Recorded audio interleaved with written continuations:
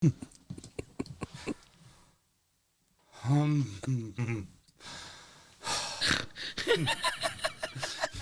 cleansing breath.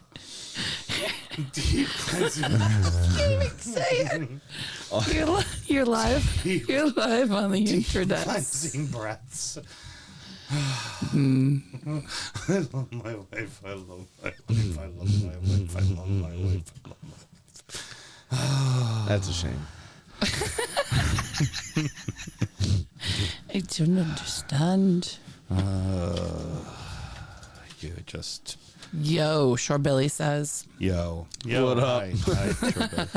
Hi, You know what reference I came across today that I love so much? What was that? We were talking about one of my accounts ordering 9,900 ml stuff and what flavor. And then, like, you know, what sells in the minis versus what we already carry? Do you have stores that sell both sizes equally, like, you know, still decently, blah, blah, blah, blah. Right. Because there's a lot of flavors. Right, of course, there's a shit ton, yeah. And I know that 99 they because go, they were like, what's your top 5 flavors? And I was like, oh, I mean, that's easy. It's banana, peppermint, chocolate, root beer, and Long Island iced tea. Really? Are my top 5 99s. And they were like, really? Really? Long Island? I said, yeah. And they said, peppermint? I said, yeah. And then Poor man's Rumpelmans. Well, and then Shub goes, oh, people think they don't smell like alcohol when they're drinking peppermint. And I said, yeah. Have you ever seen that episode of Seinfeld where Elaine... because that's openly drinking. But Elaine was dating an alcoholic that started drinking. She thought he fell off the wagon and was like, wouldn't you smell like it? And she was like, no, not if you only had one drink. Can you smell from one drink? And they started going back and forth. And then Kramer bursts in. And he goes, can we smell you after you have a drink? And he goes, you can smell me without the drink. Which is classic. And then he goes, no, we're trying to test something. And he goes, all right, yeah, sure. What do you got? And Jerry pulls out this bottle of scotch that he was given by his uncle for landing a big gig. Right. Whatever. And to celebrate. And he never drank it. And he goes, I got Hennigan's.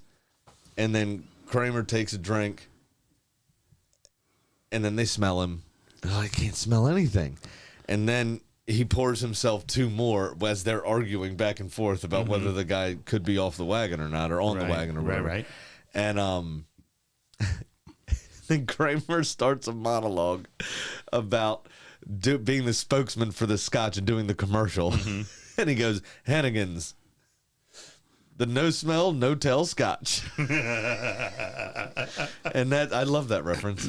I always love that reference. So chocolate is a big seller, huh? Yeah, I sell for some reason a shit ton of chocolate. That's odd. Don't know why. It may just be the little niche in Carroll County. Throw it in their coffee in the morning? Probably. Yeah. Peppermint makes total sense. Peppermint's a lot. It's a cheap man's Rumpelmans, ultimately. And where chocolate does not do well, peppermint is skyrocket in numbers. Okay. But yeah, it's banana because that's the original. Yeah, banana, peppermint, chocolate, root beer, and Long Island. Root beer makes sense. And then peach is right on the cusp. Yeah. I'm right in there with peach. I didn't even know they made a Long Island one. But yeah. The root beer is actually quite good. Like the root for what it is. Yeah. It's a good quick grab shot, you know. Yeah. Like we've done those on the golf course with Ben before, and they're pretty good. They're rough, but they're fine. They're passable. The warm fruit punch was terrible. No, so good. No, so good at all. Was terrible. 'Twas terrible. If it twas so simple, Melissa. If it twas so simple. Have to move the camera back. His hair is scaring small children. You know, it's in general. Graham scares small children regularly. That's not true. So are we? Most of my kids love me. 75%. That's not bad. The spells. Are we ready to do a show, kids? I am ready. Sure. All right, here we go. This is Alan with Tune Arm in Baltimore. A gooner and a toffee walk into a bar. Decided to do a shit football podcast. You're listening to the DU Football Show. Yeah, and then the little tiny arms knocked a fucking ball over top of the net right at the death to preserve a 1-0 shutout, bitch. Yeah. I'd also say us doing this for 7 years is a personal affront to him. Yeah, it would definitely be. That is for damn sure. But it's a classic, so you always got to play it. Oh, come on. It's good stuff. Let's start the show. Born in the land of Bowie, Maryland. Bred to be a fan of fucking Everton. Punch you in the eye and drink your rye. Sam Houston. Sam Houston? Arsenal fans have another Sam. AKA the fucking Gooner Graham. Smell the Malört. Looks great in shorts. Sam Graham, hey. Sam Graham. Fucking United!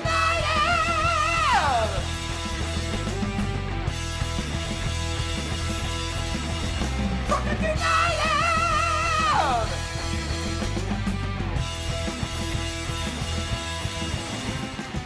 Hello and welcome to the DU Football Show, a completely biased recap of the English Premier League as told by two common American schmucks.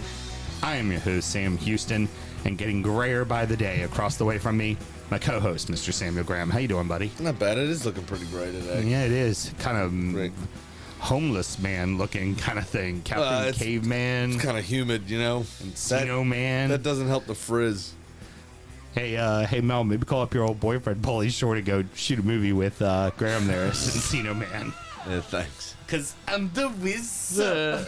Yeah, thanks. Reason the juice. And, of course, on the ones and twos, Producer Mel. How you doing over there, Producer Mel? I love it that I'm looking like the youngest by at least 5 years. Oh, how about that? Perfect. That little pause to make sure the hit the fucking mute button came in. We're recording at the DU Public House just outside the nation's capital. You can check us out wherever you get your podcasts. And, of course, streaming live every single Monday night.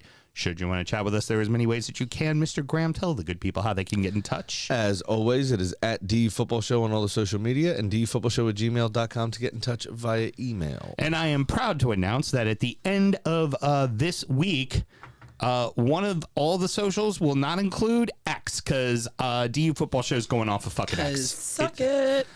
There's not enough engagement. All I get are ads about political things or some shit that Elon wants me to see. And I'm there for the footy, and it's not giving me the footy. And there's other places that give me the footy. So I'm leaving. We're not going to be on X anymore. Sweet. It's fucking pointless. I'm cool with that. It's been a cesspit for a long time. Yeah. Anyway. Yep. I get zero, like legitimately zero engagement. If you don't spend the money to become verified, you're not getting engagement. Right. And the people you would be engaging with, you don't want to fucking engage with. Correct. Anyways. So Right. it's just, it's fucking pointless. Sam and myself both work in the wine and spirit industry and both have a deep passionate love for all things distilled spirits. So is the red-blooded Americans we are. We vow to have a drink in our hand throughout this show and every single show, the final show of the season, but we do not stop with the gin binge. Mr. Graham, what are we drinking tonight? And it's one I've never had before, actually. I've had the regular, but not this. This is Citadel Gin de France Reserve, the Chateau de Bonbonnet. It comes in at 90.4 proof, 45.2% for those of you keeping track at home. It is done in a copper pot still, of course. The resting vat was a patented wooden egg. Mm-hmm. Nice. A patented wooden egg. One can deduct that Citadel is owned by the Mason Ferrand company. Mm-hmm. Mason Ferrand makes Pierre Ferrand, which is cognac. Copper pot still, you can only make cognac 1 month a year. So the rest of the year, you might as well use it for something. You make gin, and I would imagine there's probably some old wood vats that used to hold cognac in them that they could probably easily put gin into. So they apparently use acacia wood, floral and honeyed with a hint of fresh mint, mulberry, peppery sweetness and elegant spice, wild cherry, red fruits and fresh hazelnuts, chestnut, full-bodied with soft tannins, and French oak, silky, subtle, spiced and toasted almonds, which I reckon is probably the limit in barrels. Yep. Very, very good. Mel, what do you think? I know you're a big G&T girl. you have yours. What do you, it's when I look at you to talk to you. I was looking for more. I love it. It's very soft. And Excuse me. I was I thought I heard another belch, and I didn't want to have another belch controversy in the pre-show, so I was trying to walk past it. No, I really like gin. I like that the floral notes come out. The juniper is pretty suppressed, in my opinion. Mm-hmm. I would agree. I like a suppressed juniper. That's my least favorite part of the gin is actually the juniper part. I don't mind it, but I don't like it when it punches in your face. I'd rather it just be a whisper. Heard. Now, we also have... What? He's over there hitting all his tools. Oh. Well, we also have... That Unless you're mocking me going whisper of gin. Yeah. That leads me into the next part of things is, Mr. Graham, you and I have obligations for the year. Yes, we do. You were worse in betting than I was, so you Yep. have to do 3 shots of Malört throughout the show. And we go. my league was worse than your league in fantasy, and I agreed to do 3 cocktails.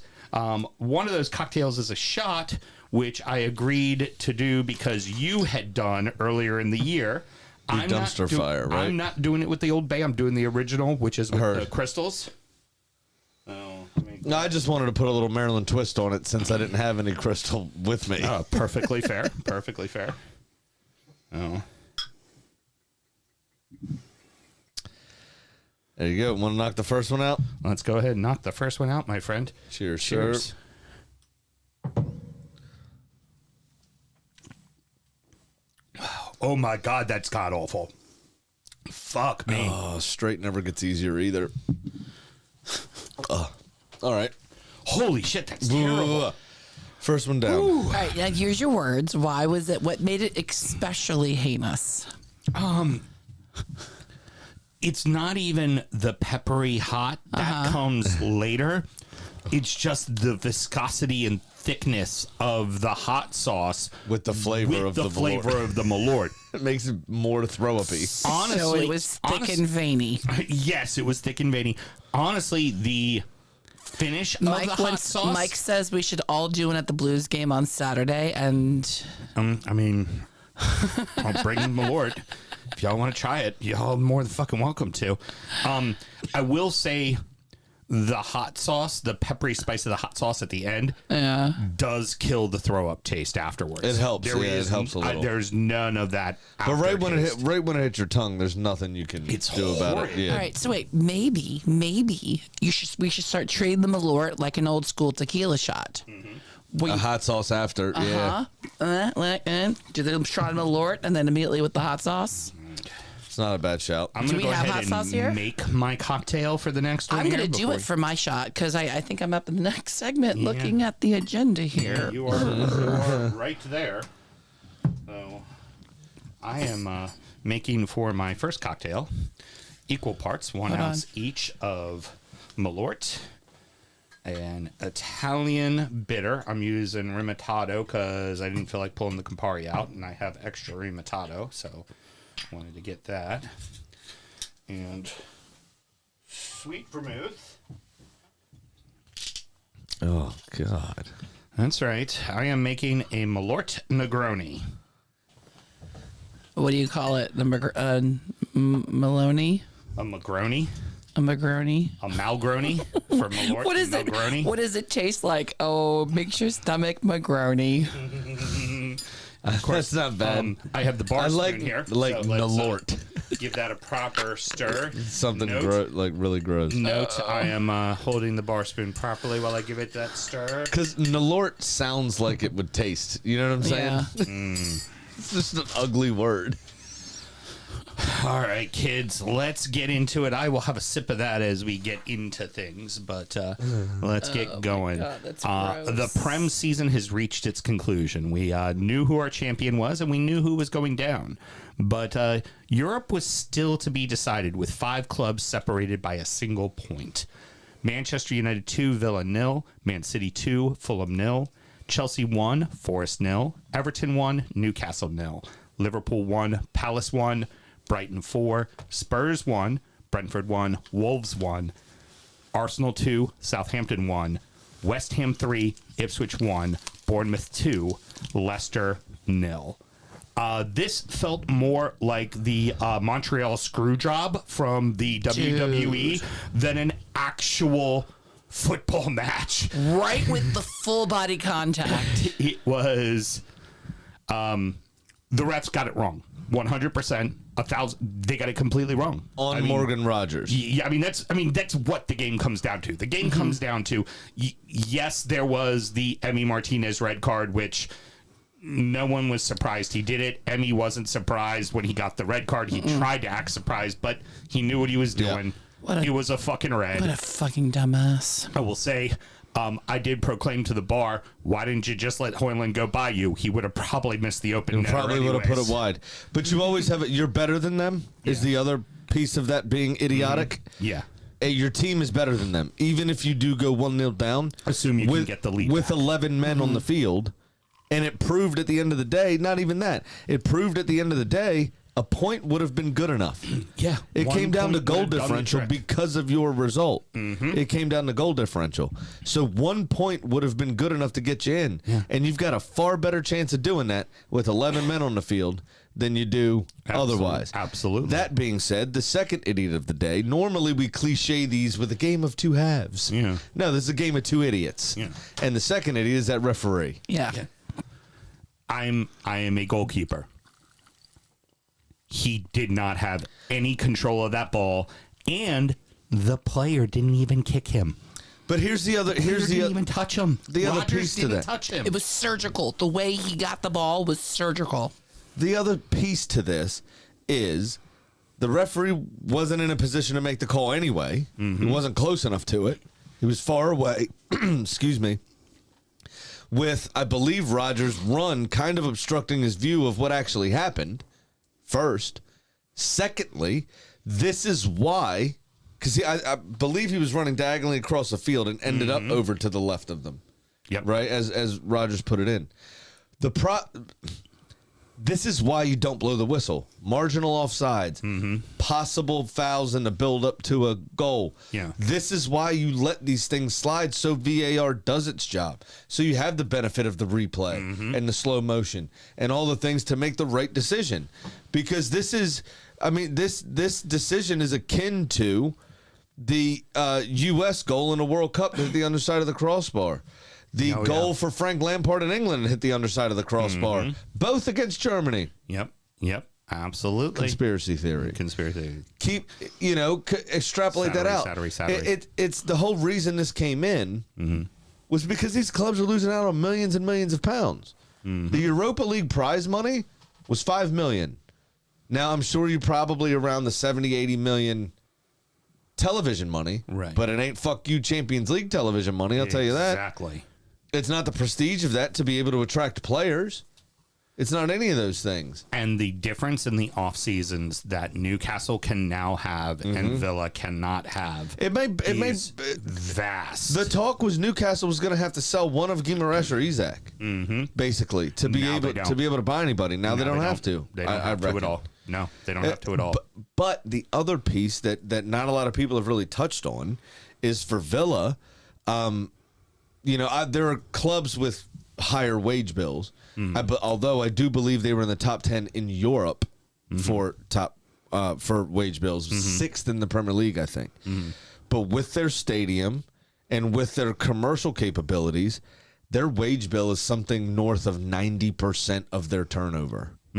That's not surprising. Which means 10% of their operating cost possibly is the maximum amount being able to be used in the transfer market. Yeah.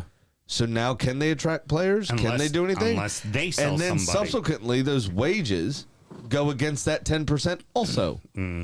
So how many people will they be able to afford? It could severely dampen their plans for the summer or force them to sell somebody they don't want to have some extra cash.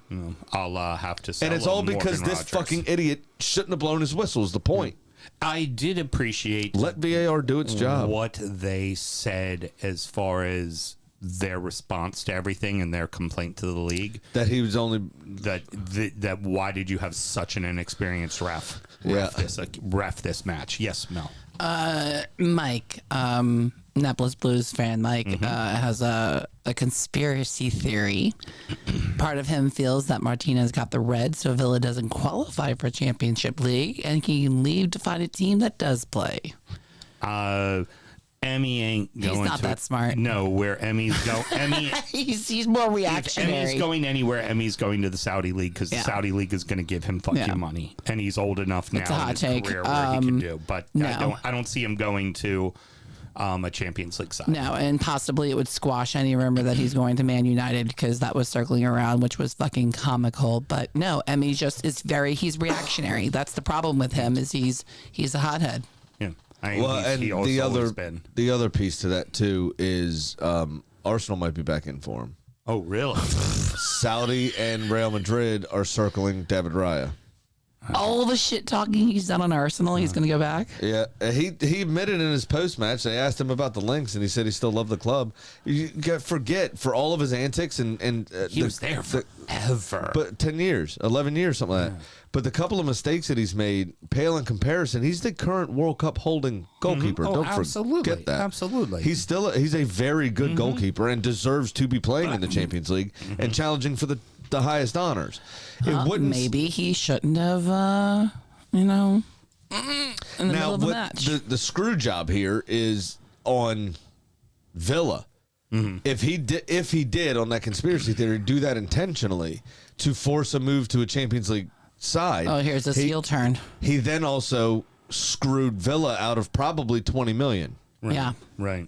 Because they're going to be strengthening a direct rival at that point. Right. Exactly. Now they're not. Right. Precisely. You know what I'm saying? I don't think and he whether he was. stays in England or not, I mean, who could say? But there's a load of Champions League clubs that Jan Oblak is being talked about moving to Saudi. Walsh Szczesny has been offered another 1-year contract. And, Barcelona have been looking at David Raya. They've also been looking at Espanyol's João Garcia as well. That was the one I heard you guys were looking at, too. Correct. But then Emmy now has emerged as a target because of this situation. And Ter Stegen may be on the way out. Oh, okay. At Barca. Okay. I heard today because of their interest in some of the others and offering Szczesny another 1-year contract. Ter Stegen could end up in Saudi League because he's up there in years too. Yeah, there's a lot that could be going on now. Back to the match itself. We all agree absolutely should not have been a reversed goal, and of course, right after that, Manchester United scores Almost immediately. Yeah, which you could see coming. I mean, it's like I know it's not a scripted thing, but that's the script that's absolutely written every time. When something like that happens, almost always at the other end, the ball goes in the back. I mean, it was to be fair to United, they started the game really brightly as well. I mean, they did look like they could score a goal. They didn't play bad. They actually played quite well. Emmy had to make a few saves before he made his dumb decision, right? So you could kind of feel United building something for this game. Now, they're not good enough to have accomplished it without the antics of Emmy, is what I will say. But that man advantage obviously paid off. I mean, the first time down the field, they get, a mismatch in assignment. Somebody comes off, somebody comes on, doesn't really know their job. They got to do this. Maybe the conversation, at the back and direction from both goalkeepers is obviously probably different. Right, the way they communicate to their defense, right, and vice versa, and things got switched and fucked, and that was it. Agreed. Well, I just poured Mel her shot. Also, the penalty call for Where's the hot sauce? I already put it in, Mel. I put it in the bottom. That's not what we asked. What did you ask? I'll make you one. I'll make you another one. It's okay. I'll do it. No, I don't give a shit. I'll make you another one. I'll do it. I'll try it next time. It's fine. Okay, gotcha. She wanted to do it like an old school tequila shot where she put the hot sauce on her hand. Oh, okay. Well, I'll gladly do that for you. Did the Malört and then licked it. Here, pass it over. We'll make you another shot. No, what's going to happen? It's fine. This is my punishment. Okay, fair enough. Much like it's hot and fiery, much like Martinez's. Yeah, there you go. Martinez's. Diallo was inside the box, stepped out wide, and then literally just threw his left leg into By the way, from Foreverland to Neo, Yeah. Villa instead of fucking, Villa got fucked. Oh yeah, big time. As Taylor I'll drink said, to that one. Sometimes they starfish it, you know. as Taylor sent to me on Sunday, Villa fucks. Why would you do that to me, you fucking asshole? My bet. Right. Oh It god, fucked that's mine the too. worst thing I've ever had. It's not great. She's sucking the lime now. She dug it out of her G&T. A Malört Negroni, not terrible. Really? We sip? We sip. I mean, the Campari and the vermouth completely cover the Malört. Get a little bit of that earwaxy thing on the back end, but Campari's a little earwaxy too. Way better than I expected. Yeah, way fucking better. Hey, give me one of your limes. You'll be all right. Oh my god. Felt almost inevitable, didn't it, with Manchester City? Yeah, I mean, they did a professional job. Now, the one piece of magic was the very athletic way the very old Ilkay Gundogan Yeah. changed his body shape after Leno got a hand of that cross. Yeah. For the overhead kick. It's probably goal of the weekend. Oh, yeah. pretty easily, especially that considering little, his that little age. cheeky back heel from the from Brighton was pretty true. sexy too. But you got to think, Ilkay Gundogan's almost 40. Yeah, exactly. You know what I mean? He looks like an iron worker. Like, Yeah. But here's the positive for everybody is the only cup that City won this year was the old school Arsenal Cup, which was third place. yeah. That's Come what on. they got. Like, Come on. so Now, Haaland did get back on the score sheet after missing 3 of his last 7 penalties as well. That's, something going. Keep an eye on, I think, next season, how many chances he squandered. we all know they're going to retool. We all know they're going to revamp. We all know they're going to be in the hunt for And the title next season. face no consequences for doing that. Yeah, we already know it. We already know it. So this was, hey, everybody, we got our year with a down City. We're not going to have many more of those. Right. Appreciate that we had it. And a down year for City, still in Champions League. Right. What do we make of Fulham? Because this is a fairly old team, and their young pieces are like Anthony Robinson is getting sold.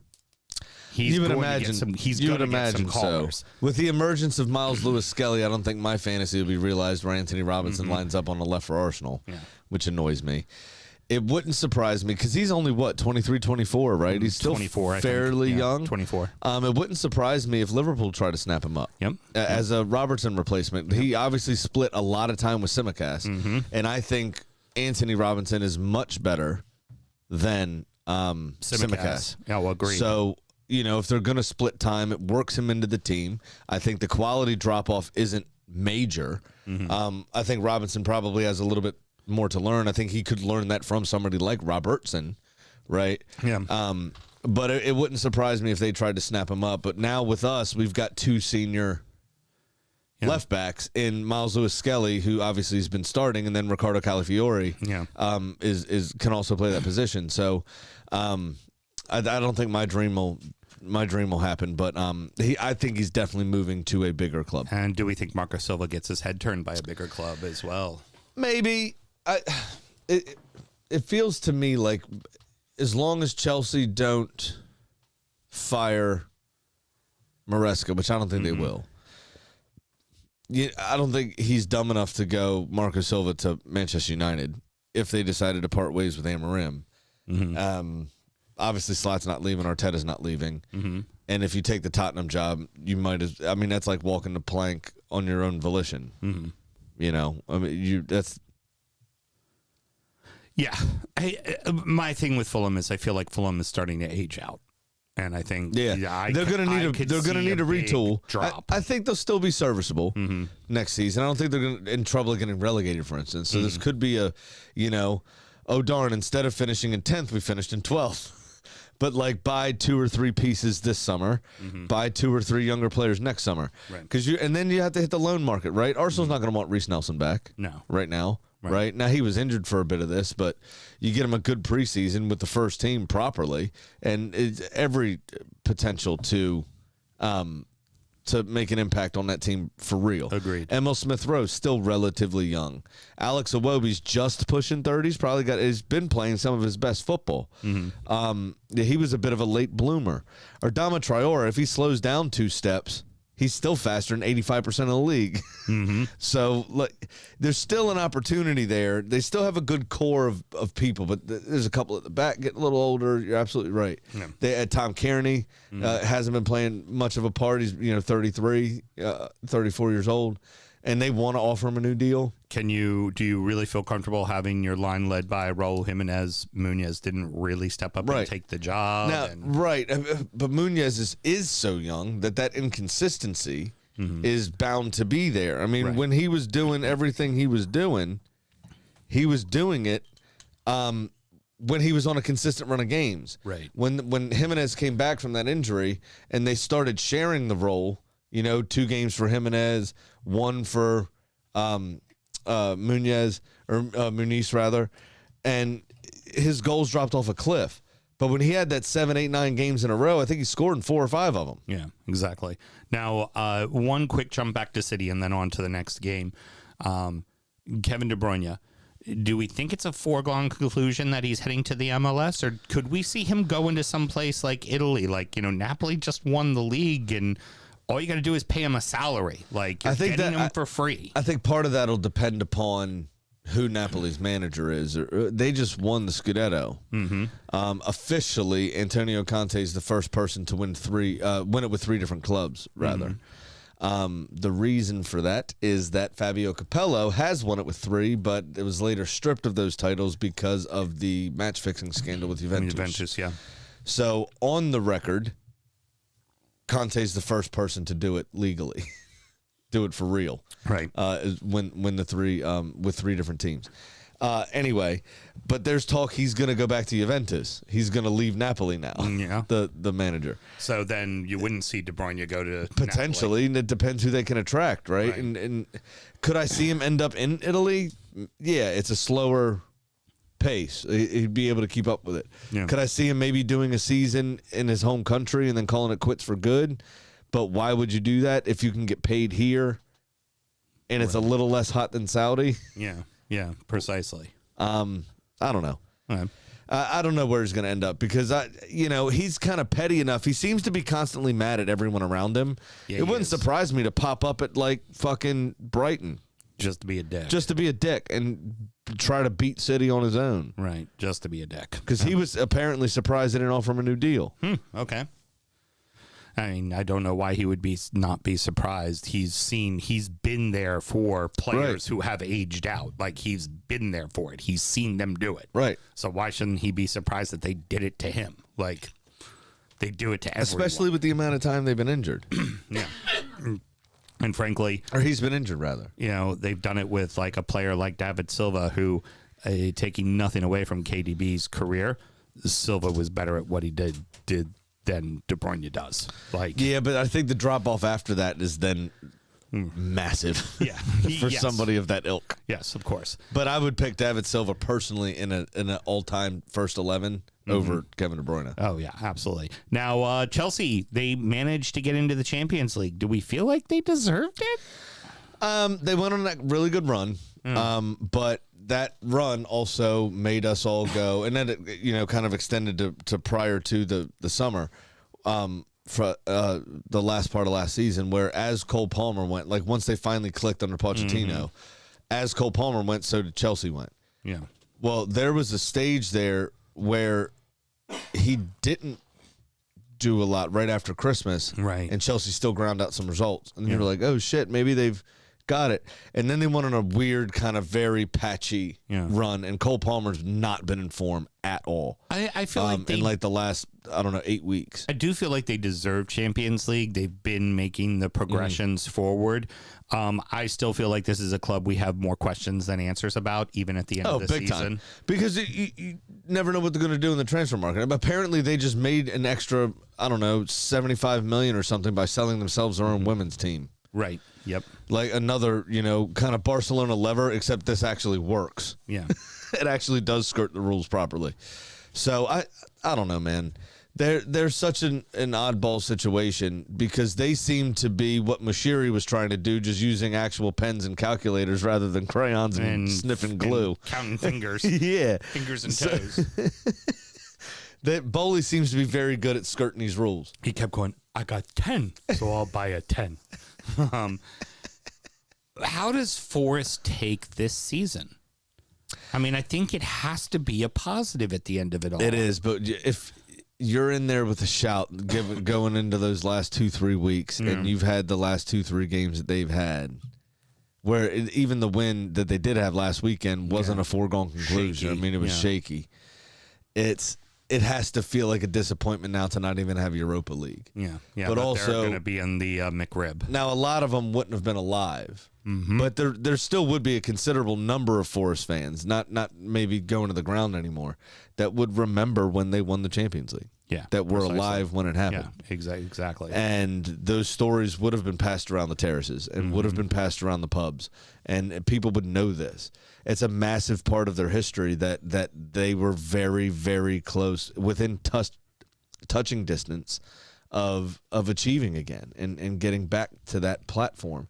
And you then throw in how long they were out of the league, in general, out of the Premier League, but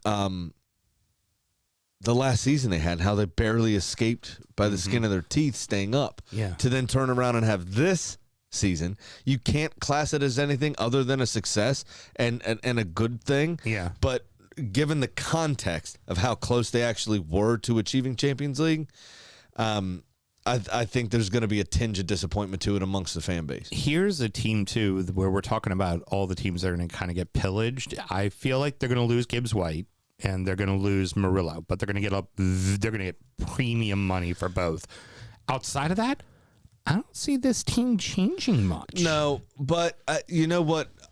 I think Eberechi Eze sees what happened to Wilf Zaha. I think Morton Gibbs White could see similarly what could happen to Zaha, where he did make that move to the bigger club, and it was so difficult. And such a pressurized situation, he ends up coming back. Yeah. Right? And then he kind of makes himself unsellable. Right. Could due to wage demands versus the actual quality. Then winds up in Turkey. I think he's at Galatasaray. Yeah, Galatasaray is where he is. Also, it's not just Arsenal, Liverpool, United, Chelsea players getting called up to England anymore. Right. You're seeing these last couple of managers for England pay attention to Eberechi Eze, even though he plays for an unfashionable club in Crystal Palace. Yep. You see people, Jordan Pickford at Everton. Yep. Villa players, Newcastle players. Exactly. They're looking at other teams and go, shit, playing actually matters. Going and being part of a 15-man rotation at Manchester City, I'd rather play. Right. Why? I'm still getting rich, and I can represent my country as people that care, right? So I don't think you'll see as many of those stars kind of move. I think Gibbs White goes, why would I go to Manchester United? They're dog shit. I might even lose my place in the England squad. I've heard the rumor is City, is what I've been hearing. But where's he going to go? You think he's going to displace Marmouche? No. So why would you go? Yeah, fair. You tank your career. Look what Calvin Phillips did. The proof's in the pudding. Yeah. He left that Leeds team, went to City, played two games in one season, and then was riddled with injuries, and then 2 bad loan spells, and then 2 terrible loan spells. He couldn't get out of the funk. Yeah, fair. So it's I think people see that and they go, well, England's been to 2 finals. We got a chance to do something special. Yeah. Why would I move? Yeah, fair. Now, for Newcastle, all he had to do was win at home to a team that was going to be in 13th place if they won or lost, that it didn't even matter.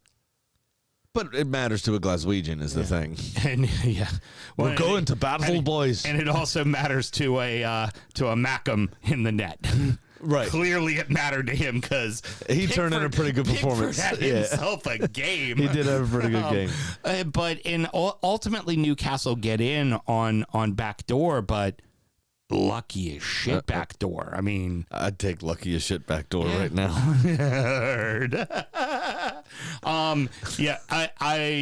We already kind of mentioned they're going to have some money. They're going to be able to hold on to Isaac and Guimaraes, which is going to be massive. So we'll just kind of real quickly for Everton, right at the death, Pickford makes that little tip right over top of the bar.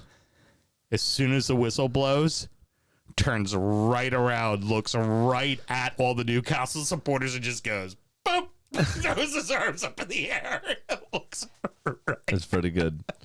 But, yeah, I mean, both teams went for it. Both teams had 6 shots on target. Newcastle were a little wasteful, to be completely fair. Yeah. Now, Everton were playing hard, but, I mean, Newcastle had so much more of the ball. Everton were pretty damn efficient at getting down the field and creating opportunities for themselves. And Charlie Alcaraz with the goal. It was an absolutely fantastic header.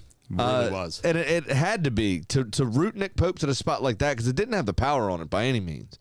But he flicked it so far past where his body was flying from. Nick Pope just went, oh shit. He just did not expect it. It was just completely rooted to the spot. It was brilliant. So I want to tell you the following, Mr. Graham. He hates Newcastle. He hates the shite. Jordan Pickford is dynamite. There you go. I'm sure Alan and everyone else will love that. I know Shore Billy's enjoying it right now. Like I said, them little tiny arms managed to reach up and knock that ball over the post. Reds finally get to lift a trophy in front of their fans. My biggest question to you, Graham, is considering how the rest of the league is going to retool, can they repeat?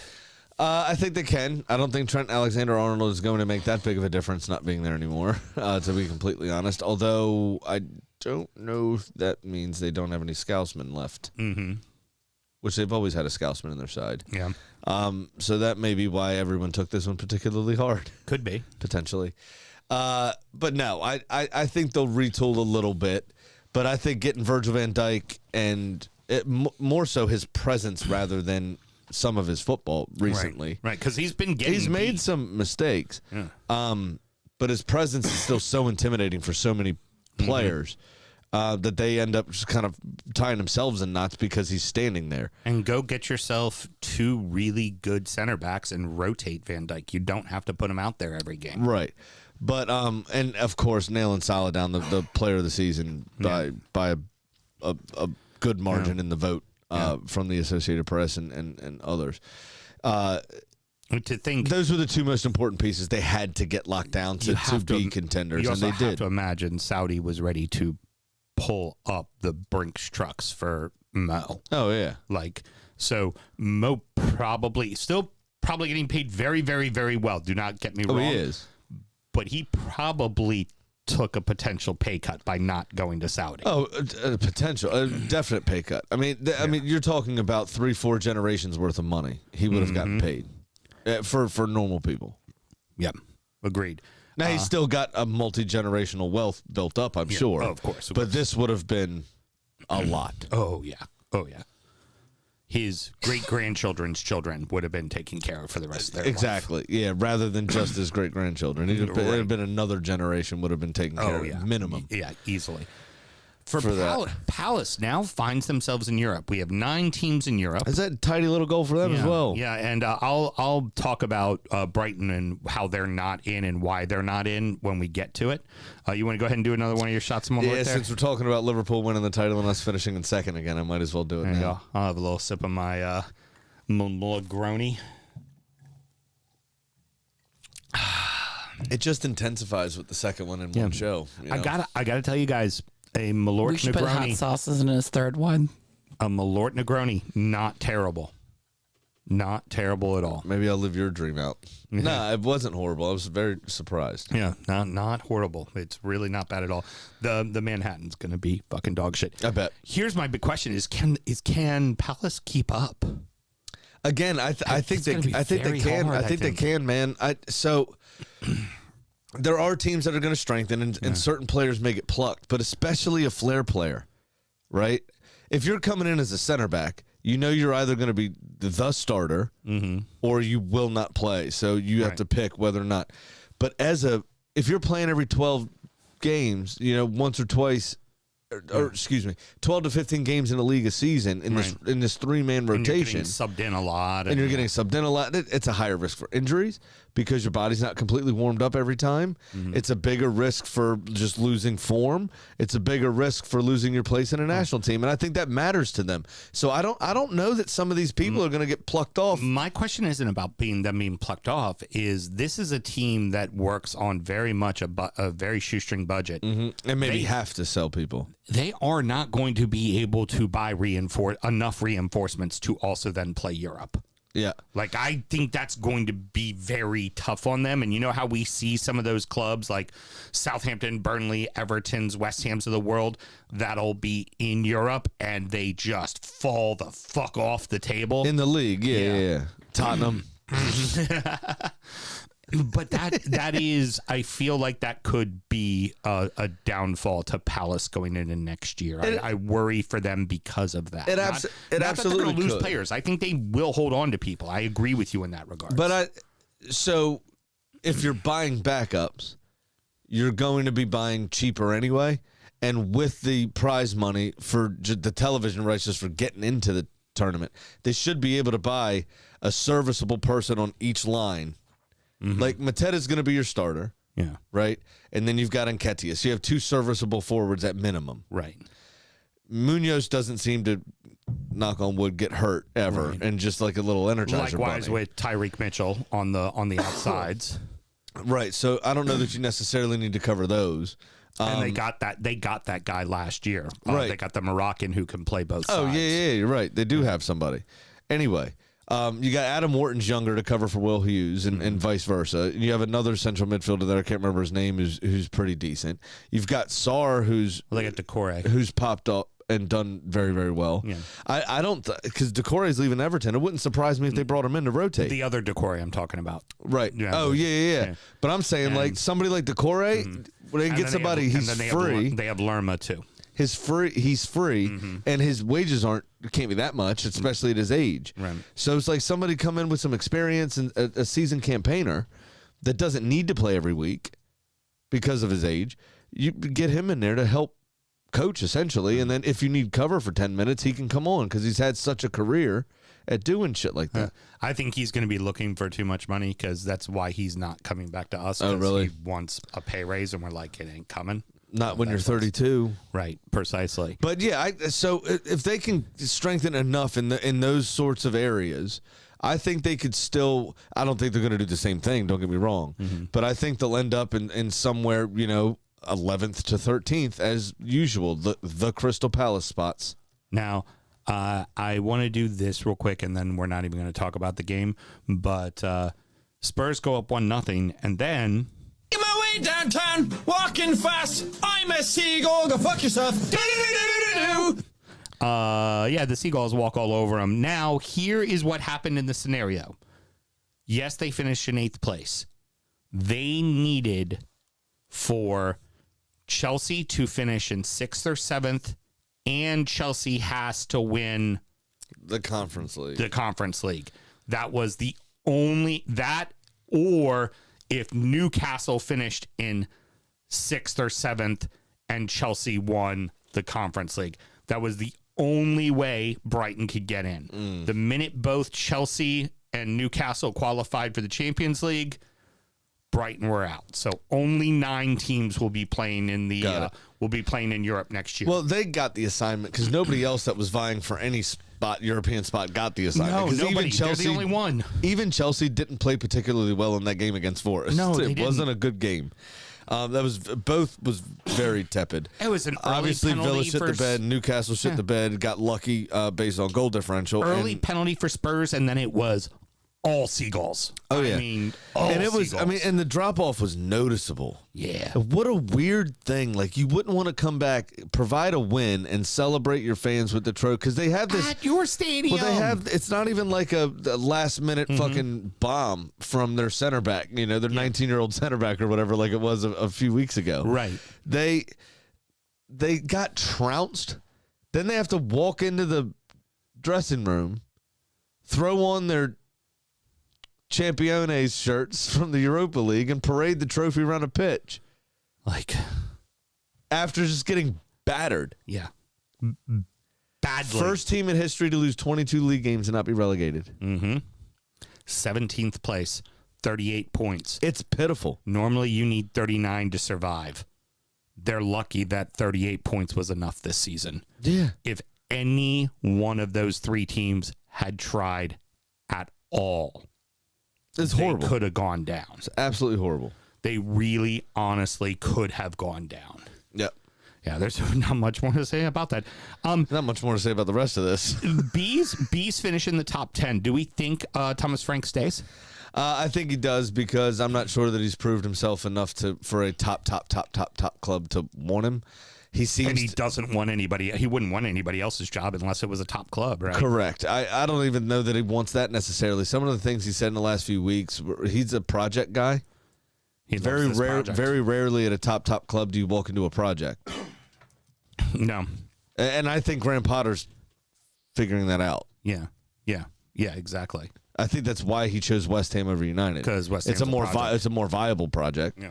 But it's a project. When he went to Chelsea, I think it all fell apart for him. Well, let's face it, too. What's the only job that's probably going to be available? Tottenham. Right. Yeah, he shouldn't go to there. Want that job? Right. You do not want Absolutely. that job. No, you you do not fucking want don't. that job. No, and we're talking about coming up here in a second, Areola. Mm-hmm. Does Bournemouth keep their managers? One of the same questions. Yep, that is exactly what I'm thinking. And for Wolves, are they going to actually use the Cunha and Ant Nori money, or are they just going to sit on it? Because if they just sit on it and don't spend wisely, they're spot on to go down. If they don't They could spend be the in money. trouble. Yeah, they could be in big trouble. Yeah, I have a lot more faith in Leeds figuring out a way to stay up and Sunderland possibly shocking people because they have an exceptionally huge stadium and they will have money. Like, that team will have money. I'm not sold on Burnley, but those two, one if not both of them could stay up. Yeah. Wolves need to be fucking careful. Yeah, Wolves, and I'd say West Ham, honestly. I If West don't disagree. Ham don't have a good summer and they can't grasp Graham Potter's situation, although, and there's really not much to talk about the game, so might as well get it out of the way now since I mentioned their name. West Ham beat Ipswich 3-1. Yeah. Congratulations. Yep. You played decent football against an already relegated side on the final day of the season when half of your own players were even on the beach. Yeah. I don't think this is a good barometer yet of where next season's going to go. Because up until this point, the results, besides the one against Arsenal, has been dog shit. There's going to be big changes, but what kind of big changes? Because there's not going to be a ton of purse money to work with. So I'm very interested in, are they really going to get much value for like a Kudos, like, in comparison to what they spent for them? So there's a lot of questions there. Yep. And then for, since we'll do that game and then we'll bounce back to yours. With McKenna, Ipswich, it really comes down to, does McKenna stay? If McKenna stays, I feel very good about them having a good shot at coming back up. Back up. Fair. Because you're really only going to lose Delap and maybe a couple other people. You don't really lose your identity or the core of the team if you lose a striker. You can always find another young goal scorer. You can always find, especially in the championship. Exactly. There's always a team wanting to loan a young starlet down to the championship to toughen them up. There is always that available. Right. For you now get to fucking reboot for the summer. Like, you don't have anything to focus on. Give the boys. We're not in the Club World Cup. Yeah, we didn't buy boys, we didn't take the money. Give the boys 3 to 4 weeks off. Figure out what you're going to buy. Yep. Obviously, at the top of that list is a striker. Center forward. You're getting a striker. They're talking about now buying both Gorkaresh and Benjamin Sesko. Hey, why not have two? Yeah, because Gabby Jesus can't stay fit for more than 10 games a season. Hey, you just get rid of Gabby, loan him out, get rid of him. I Move say on. swap deal. Send his ass to Germany. Yeah, and then you have Havertz to play all over because he can also Because he can play in midfield, he can play on the wing a bit. Yep. And you're going to need multiple people rotate. You need people rotating. Yeah. So, because that's how people end up getting hurt is because Exactly, you don't have rotate enough. rotating. Exactly. So that's really it for them. I don't care what the points total say. The Saints were the worst team I've ever seen in the Premier League. They were fucking atrocious. Horrid. Although they did try for a little bit in this game. Arsenal did obviously have dominate possession, and it with their third string blend. Yeah.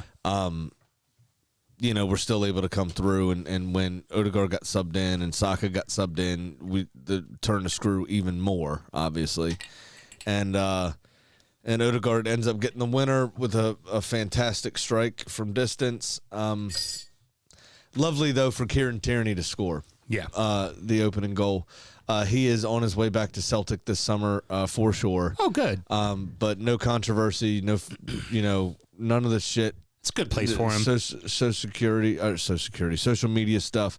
No issues with him ever. Just a class act, good guy, good teammate.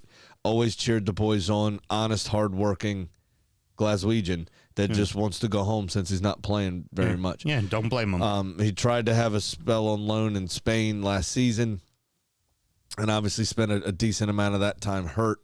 But go get back. That's who we bought him from with Celtic. So nice to see him going home and trying to get his career back under him, sort his fitness out, and he's still relatively young. I'm sure he'll still be able to move on and do something. But became a full Scottish international with us, and just awesome. Yep. Bournemouth is the team I really worry for. I think they are going to get picked apart. I think it starts with Areola. I think that Kluivert's gone. I think their Turkish goalkeeper goes back. Potentially. Yeah, Kepa goes back. Kepa goes back and may become the starter at Chelsea. Could be. Chelsea's keeping situation has not been despite good. them buying a lot of goalkeepers. Yeah, I mean, Kepa may be the starter again because he was... obviously we can't forget what Sells did, and Raya had a good year, and Pickford had a good year, but I'd put him in the top 5 keepers for the season in the league. Yeah, hands down. He was agree phenomenal for the Cherries. It was great. But Hjausen is gone. Kirkez is gone. I would reckon so. A lot of that team is going to be picked apart. And I think Bournemouth, because of missing out on Europe especially, may actually need to sell some players to just keep their books in order. Yeah. I don't feel that they're a team that's going to go out, but it's one of those teams that next year we could be looking at and going, what happened? Well, you saw how they started when Areola, right before Areola came in. You saw how they played with Scott Parker. Yeah. It was largely the same squad, bounced right up the table. That was dead last. When they came up, they came up under Parker, remember? Well, it was Parker, and then it was Gags. Gary O'Neill handled him for a little while. Oh, did he? Yeah, and I don't remember that. Yeah. And then Gags and went then to it was Areola. Yeah, and then it was Areola. Huh. Yeah. But I don't remember that at all. Wow. Yeah, he took over. Yeah. That was Gags' first job. Nice. It's all right. All good. Here's the funny one. Just to finish the games and the teams, Foxes are going down. They are going to be facing more charges from the FA from because they closed that loophole. Right, because they closed that loophole. Congratulations. Also, Van Nistelrooy will be out moving moving into his spot apparently. Russell Martin. Oh, for fuck's sake. Well, I mean, he did get promoted before. I mean, he'll give them a very attractive style, but will it work in the Prem? No, of course not. Of course it won't. And also, how many? I've heard this could be a 15-pointer. The book really fucking. Oh, really? At him, good. Still haven't heard about City stuff yet. Though. Yeah, but City's fine. City talking about Leicester, I think this is the appropriate time to do my last shot of Malört. Hot sauce in it. Oh yeah, give me the hot sauce. Coming at you, please. Hot sauce? Or are you gonna do the hot sauce on your thumb like tequila? No, I'm not gonna live out her dream. We'll do that next season. I feel like that would be rude. I mean, there's a show title. I'm not going to live out her dream. That's a good one. Well, I might as well start making my Manhattan here. Here we go. Ready? 1, 2, 3. Oh, it's so gross, isn't it? Yeah. It's so bad. Oh, it's so bad. Sure money. Well, it's sure money, and it's also going to be our prediction segment. But I was going to say was cheers to Jamie Vardy one last time. Oh, very good. Thank you. Oh, that bad, huh? It's bad. Does Van Nistelrooy go to Leverkusen? Van Nistelrooy. Best cold reader in the business, yo. Van Notzel doesn't. I'm like, I looked at that. I'm like, is that even English? Someone's writing in Dutch. Do you remember FC Keith? I think it was from Scotland that lost like I don't know, like 148 consecutive games.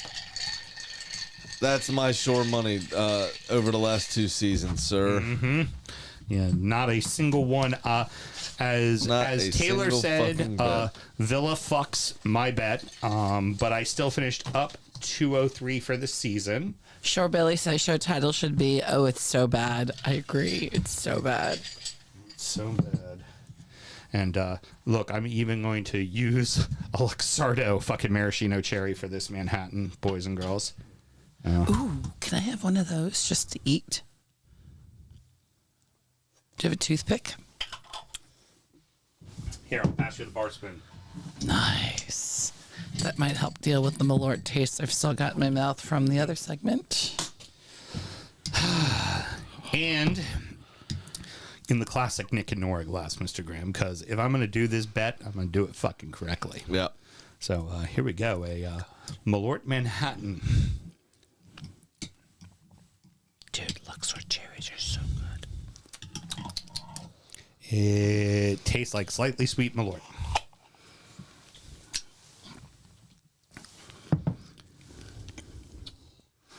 It tastes like there's a little bit of hope, and then it quickly gets crushed. Yes. Oh my God, I love that. Yeah. Yeah, that's pretty much It's it. like, oh, this might not be. Yep, no, it's still as bad. So I think And it's really not a good follow up to the hot sauce either.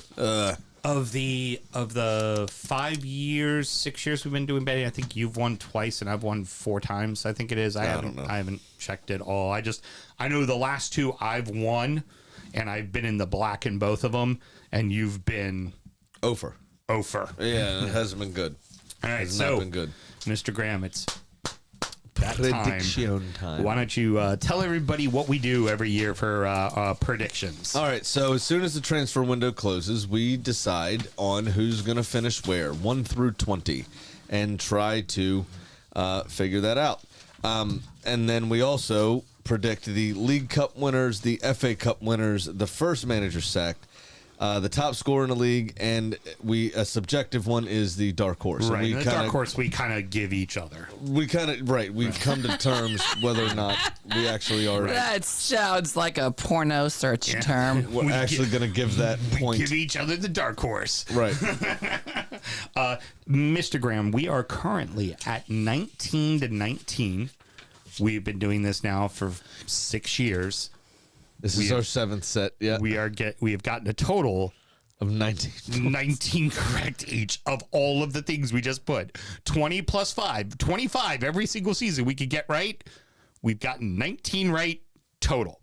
And last year I beat you 6-5. So that made it a 19-19. Right. Draw. Most of those points were scored. Yeah. So, absolutely terrible. Mr. Graham, let's get it started. I'll let you go first. Who did you have as the champion of the league? I had Arsenal doing it. I'm going to will it into existence. It's going to keep going until it happens. I did that with you last season, and I did it with you again. Yep. I was hoping my friend would win a title. So and that's an X. Big old Obviously. X. It was, in fact, Liverpool that did. Second place, I'll go first. I had Manchester City. So did I. Yep, we both suspected that it was going to be a 2-horse Finally, race. flip-flop. Yep. Third place, you go ahead. Yes, sure, Billy. 19 out of 175. Yes, yes, we are very aware how fucking bad we are at this. Sure money, bro.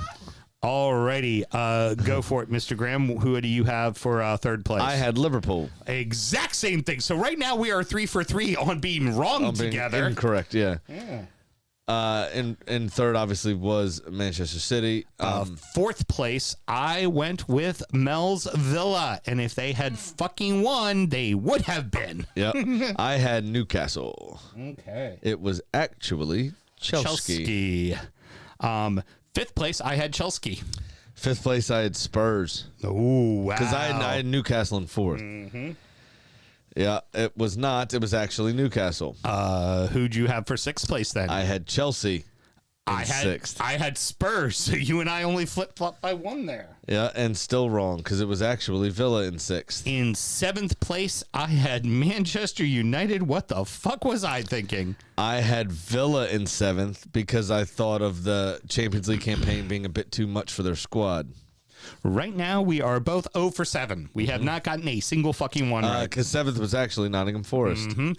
Eighth place, I have Newcastle. In eighth place, I had United. So I saw how bad it was under Ten Hag, and then they didn't really buy nobody. Yeah. I was like, this is going to be even worse. It was actually Brighton, of course. Who'd you have for ninth place? In ninth place, I had Palace. That is great minds. I had fucking Crystal Palace, too. I thought they were going to be a big foreshadowing dark horse. Yep. They weren't in the league. 10th place, I had the Seagulls, Brighton. You had Brighton in 10th.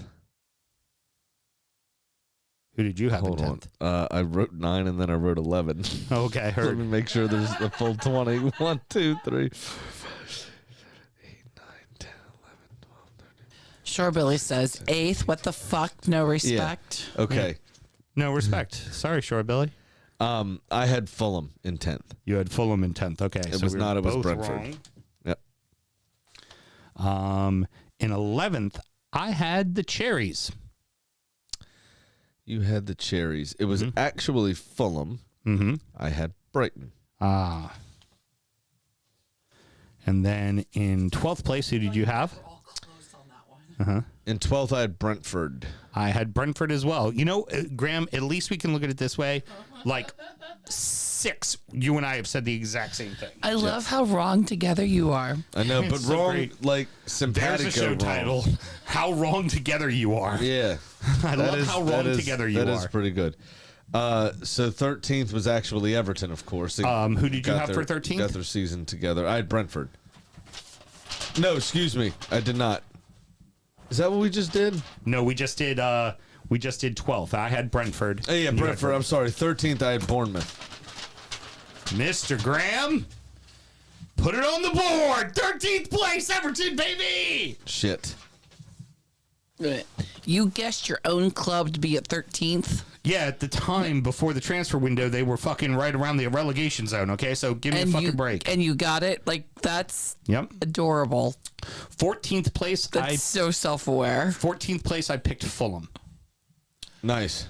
Sure, Billy says your menzies have synced. Yeah, I know. Go ahead. Nice. They have synced. I'm sorry. By the way, Shore Billy, they've been synced for a long fucking time. In 14th, I had West Ham. Very good. Who was 14th? 14th. Oh, shit. Was West Ham. Holy shit, we're back to 1-1. Come on. I like it. I wish I had a bell. Sorry. Hold on. Let me see what I can do about that. 15th place, I had West Ham. There you go. I got a bell for you, Graham. All right. Thank you. So it's 1-1. This is yeah. getting hot and heavy. And it's we are to 15 teams, and we are at 1-1. Right. It's fucking ridiculous. We're a about Sean right. Dice side. We're a draw heavy team. Where we get them wrong, we'll call those draws where we both guessed. No shit. This All is right, why so you're big on YouTube. We're on 16, right? Uh-huh. We're on 16. Oh, well, 15. Did you say who your 15 was? I had West Ham. Oh, 15. Oh, I had Wolves. Okay. Yeah, no, we didn't do that Who yet. have no natural predators. Of course they don't. And But they're Except it was Casual. actually Man United, so maybe Yeah. Red Devils can defeat Wolves. exactly. 16th, who do you have? 16th, I had Leicester. I have Wolverhampton. Oh, no. It's 2-1! That's trouble for me. In the 80th minute, I score. There's still extra time. In 17th, who do you have? In 17th, I had Forest. You had Forest. I had Leicester. So both of us are wrong. The chats are saying Graham is starting to get that Sideshow Bob profile. Yeah, he Shut the is. fuck up.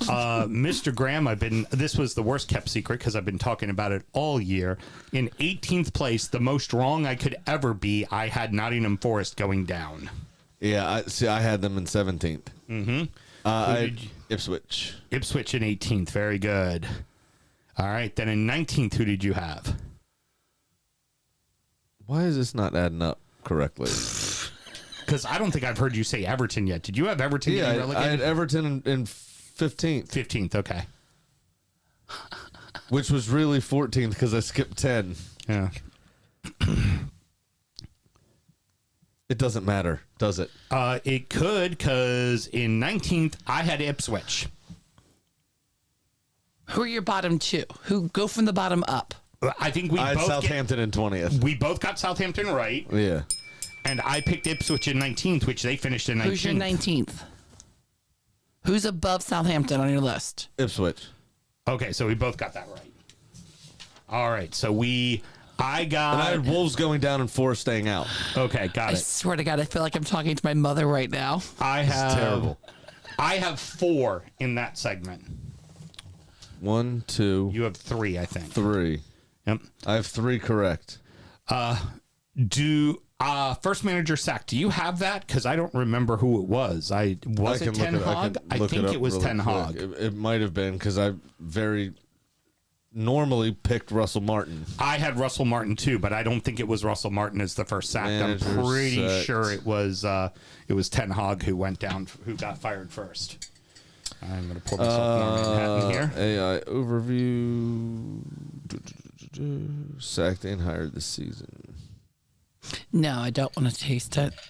Eric Ten Hag was sacked by Manchester United in October. So he was the first.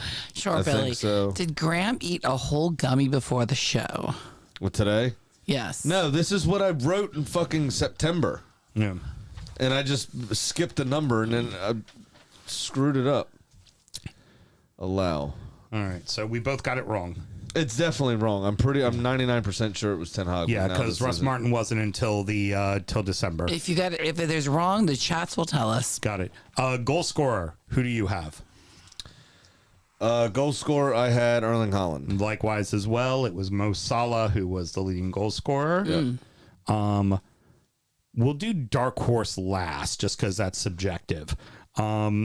FA Cup, I always pick Everton. I know they're never going to win, so I got that wrong. FA Cup, I had Newcastle. I thought they were going to press on and do something special that they did a couple of, with the final, and they did, just the wrong fucking tournament. Wrong tournament. Yeah. And in the League Cup, I picked City because they've won it a bunch. Right, but, I picked Liverpool because I thought Slot, because they still had all their players, I thought Slot would be able to do something in a cup and just say we kept them winning going. And they'd kind of drop in the league a little bit, but that didn't happen. All right, so dark horse. I have a feeling we both picked the same one. The question is do we feel the dark horse is only okay for the league, or does winning a cup mean something and getting into Europe? I picked Palace. I'm sure you picked Palace as well. I as your picked dark horse. Palace also because of the way they ended last season, and then the league kind of sputtered there at the end and dropped them down to 9th. You say yes? Yeah, I say they won a fucking trophy. Yeah. Like that's all right. So that's good. So I got 1, 2, 3. I got 4. I got 5. So I've beaten you 2 years in a row. Damn it! 5 to 4, and it is now 24 to 23. Houston, that's right, in a possible 200 correct points. We are at a riveting 24 to fucking 23. All right. Well, Mr. Graham, that's going to wrap up another season. Our 7th fucking season of the DU Football Show. Pretty impressive stuff. Any parting words, good man? Yeah, something happened today. Yep. Obviously, wasn't great. There's still investigations happening. There's still a lot of things going on. A little bit of new information has come out about the situation, but we've all, I'm sure, seen a car hitting pedestrians at the Liverpool parade, open top bus parade. Yep. I'm going to side with all of the police statements and say not to share videos until the investigation's complete and all that kind of stuff. I have not seen a video yet, so I don't know what it looked like. All we know is that a car hit a bunch of people. We do not know if the person who was driving the car supports any football team or a particular football team in any regard. All they said was that he's a 53-year-old white guy. They don't believe it to be terrorism, and he was arrested at the scene. That's all we know. That's all we know. And 27 people are in the hospital, 2 of which are seriously injured. But other than that, it's a shame. Let's also remember that. But we don't know if he had a medical emergency. We don't know anything. Literally, we know nothing about the case. We just now know the actions of one person are parties. not reflective of an entire club or an entire community. So let's also remember that whoever it ends up being, if it's an Everton supporter or a United supporter or a City supporter, whatever it ends up being, that one person's actions is not indicative of what the club or the club's community believes in. But all that being said, just let a motherfucker celebrate a win. Yeah, you shouldn't. Let him celebrate. Let him celebrate. The thing that makes it seem somewhat deliberate to me is they're usually on a parade route. They close down the side streets, and for some reason he was driving on one of the side streets right off the parade route. Right. So it's not a great look. No, from where absolutely I'm sat. not. And I'm just going to say the same thing that you said. If it's that motivated, if it's not, we don't know what the motivations are. We don't know much of anything. All we know is that be a very hateful, lonely man that decided he was going to hurt a bunch of people that were celebrating. His wife could have left him. He could have been in a terrible place. Who fucking knows? It could be any number of things. But 27 people got hurt at a celebration. Yeah. 2 seriously injured. Hopefully not life-threatening, but that's even unclear at the moment. Exactly. So just people shouldn't go to the football and get hurt. Right. It has no place. Exactly. And it sucks. And just the thoughts of us and our community, I'm sure, I can speak on behalf of y'all, go out to the victims of this. Absolutely. This tragedy. Just people wanting to celebrate winning a trophy that they didn't get to celebrate the first time because there was COVID. a pandemic. Yeah. Like, just. But that's how it's just let it's people sad. Celebrate. It's just sad, and you wonder how much one club can go through as a community of just shit happening to them. Yeah, it's fucking. It just always seems like their fans are in the wrong place at the wrong time, kind of. Even when they're meant to be there, right? Right. So it's terrible. I feel really bad for them. Exactly. And with that, Mr. Graham, we wrap up our 7th season of the DU Football Show. Thank you all very much for always being around and always being with us and continuing to listen and engage and chill with us. It's a lot of fun, man. We're gonna take a little time off because we need it. Yeah, tired. We will expect us to have getting to know you shows coming out in July. We'll have one for Leeds. We already procured a Sunderland supporter as well. And of course, Burnley will have Brett back. He's fucking fantastic. We don't own him, Sam. Okay. Well, we have procured someone to be a guest for the show. And thank God it wasn't the fucking Blades. Thank fucking God it wasn't the Blades. I might have PTSD when that red and white striped shirt walks in there. Yeah. Well, we'll talk about... Oh, God, no! We're going to talk about that on the next show, which is DU Does EFL. We're going to go ahead and keep the live stream up for sure, Billy, so he'll be a happy boy. And there is no injury time, but should somebody want to support the show going into next season, how do they go about doing it? Very easy. It's patreon.com/DFootballShow. Sign up to that $5 tier, and you will be getting all of our extra content. All of that goes back into the shows, so that includes, purchasing the Whiskey Advocate list, upload costs, XYZ. We don't actually take a fee, any of us, for doing this. It all gets reinvested. So, yeah, check it out. It's really cool, and a lot of our extra stuff is pretty funny, if I do say so myself. And if you do become a Patreon person, you'll hear all the sound checks with Young Hot Freshness and I for the Annapolis, for the Naptown Blues podcast. And you will also have the Whiskey Show and, of course, the famous 3rd of July party recap. So, yep.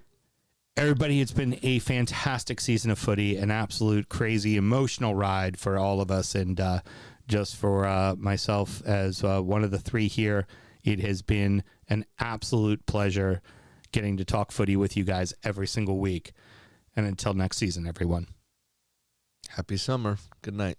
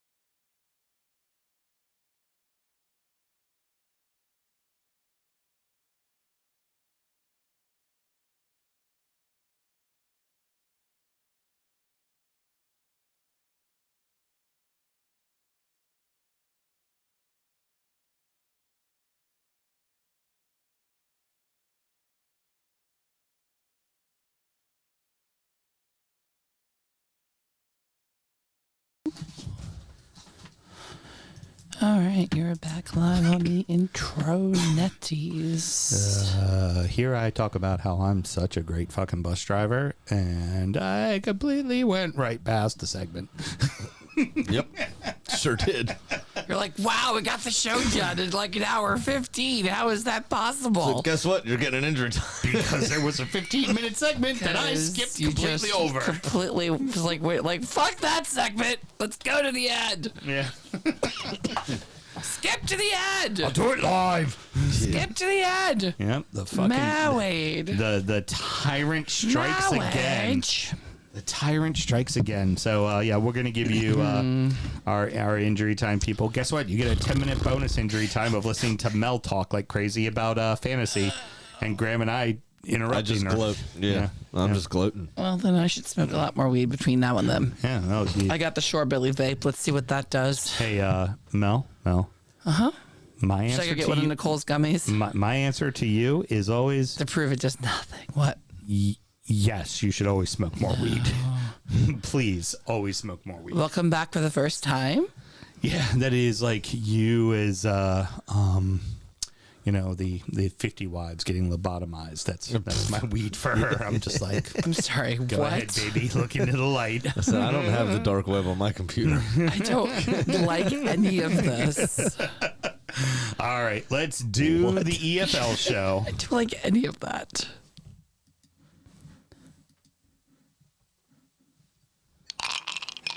Hello, this is David Geckel from Baltimore, Maryland, and I'm a Leeds United fan. And we're back, bitches, and we're never fucking leaving.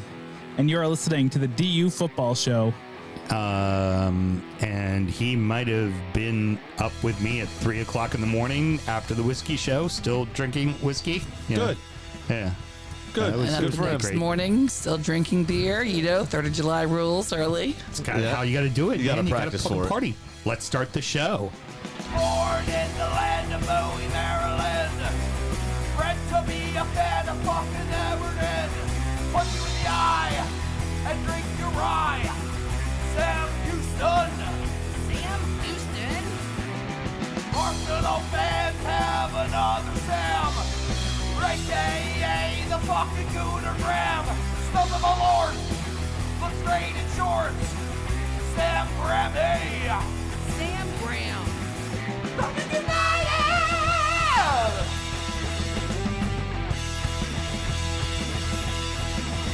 Fucking United!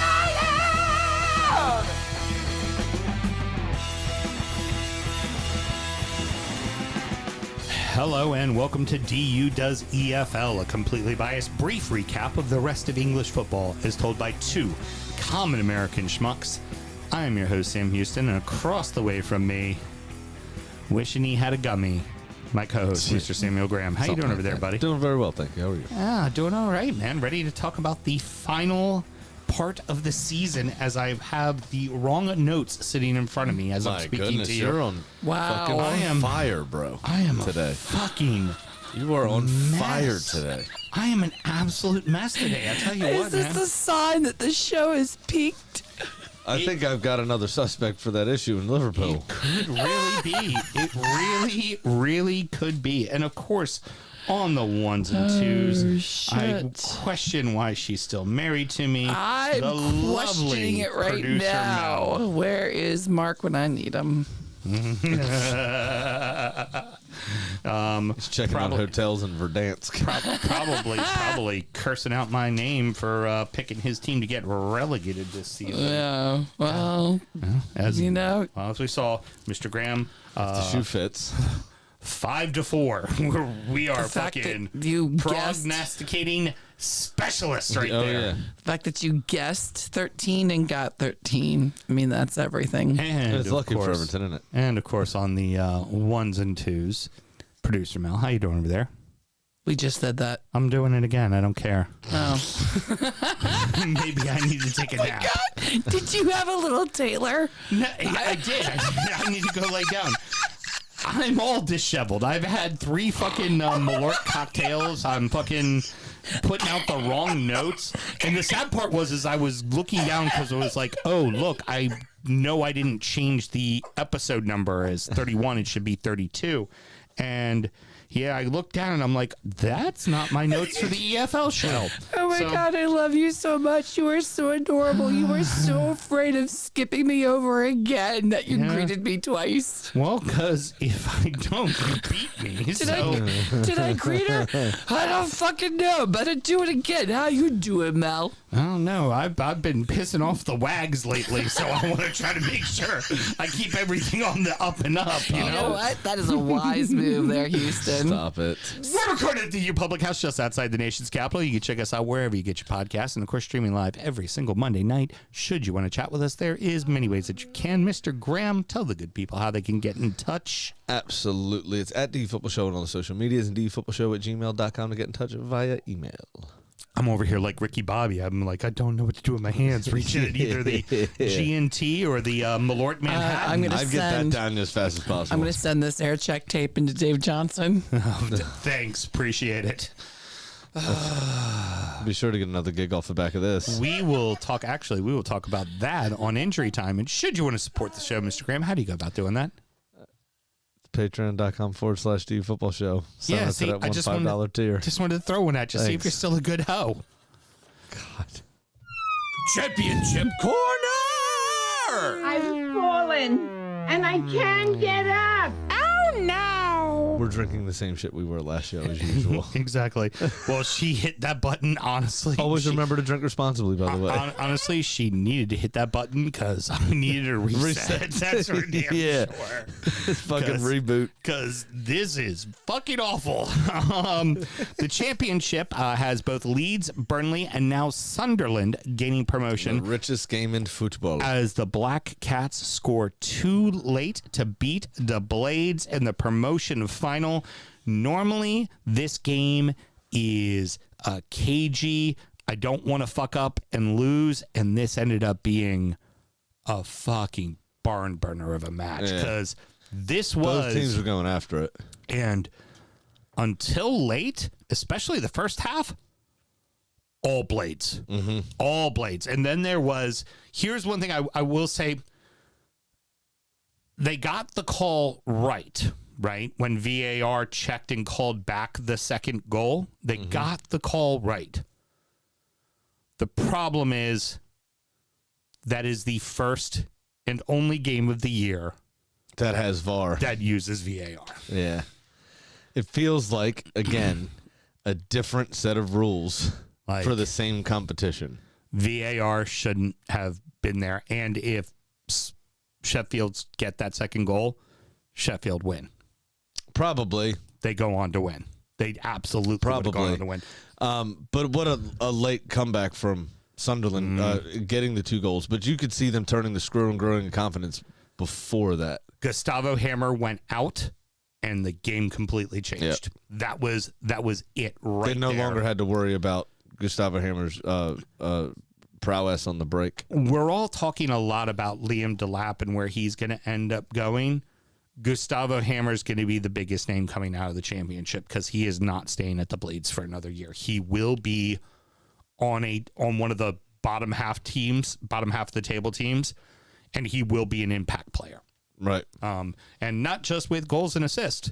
He will also be an impact player with bookings because he likes to get booked a lot. A little contentious with the referees, let's say. The last time they were up, he had gotten something like 3 or 4 red cards. Damn. In the season. Oh yeah, I remember with that. One of them was bullshit though. With that epically bad Sheffield team that gave up the most goals in the history of the Prem. Yeah. Yet somehow still managed to not be as bad as Southampton was this year. Exactly right. All right, so going down are Luton, Plymouth, and Cardiff City. Teams pretty we like damning for Luton, though. So some teams we kind of keep an eye on, like Pompey, who we have kind of an infinity for, finished in 15th, giving us a true South Coast derby for next season with them in Southampton. It's going to be great because it's been, easily, I'd say 8 to 10 years, probably. It's been that long. Because when Pompey was in the top flight, Southampton was in the championship. And when Pompey went down, Southampton came up. Yep. And then Pompey went down to League One and was in League One for a while. So I'd say probably a good 10 years. Yep. Probably a solid 10 years. But along with that, we also have, of course, the Sheffield Derby, which is, it's big to the two of them, but it's not a big one. Big to everyone national else. one, yeah. But the Old Farm Derby is back as well between Ipswich and Norwich. And that's a pretty contentious, really fun derby to watch. That's for sure. Absolutely. League One saw Birmingham City win the league and Wrexham go up for their third straight promotion. They will be joined by Charlton as the Addicts beat Leyton Orient 1-0 on Sunday morning. Yeah, it's a blower. I wanted Leyton Orient to go up.